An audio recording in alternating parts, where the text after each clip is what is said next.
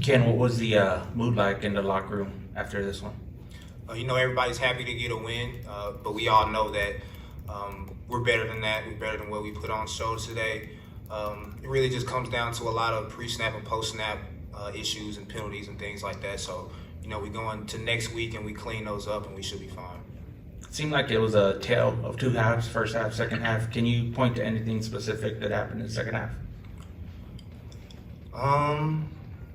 I can't point to anything specifically, just like I said, a lot of pre-snap and post-snap penalties carrying over from, the end of the first half into the second half. So, like I said, we just clean those up during the week and we should be fine. Ken, what were the challenges of all the different kind of option and misdirection stuff that the Kennesaw offense throws at you guys? Definitely, there's a lot of moving parts. There's a lot of options. There's a lot of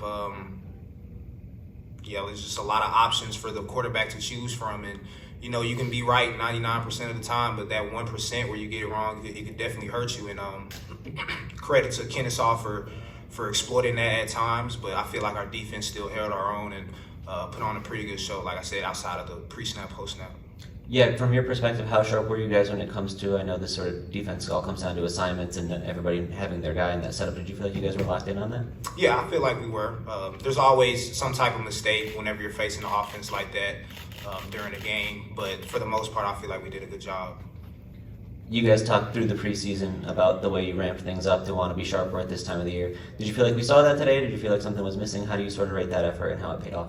I feel like we saw that physically, for sure, both on the offensive end and on the defensive end.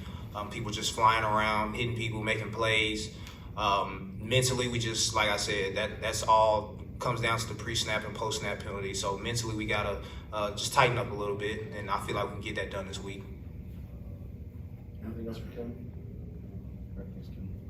Thank you, Ken. Thanks, Ken.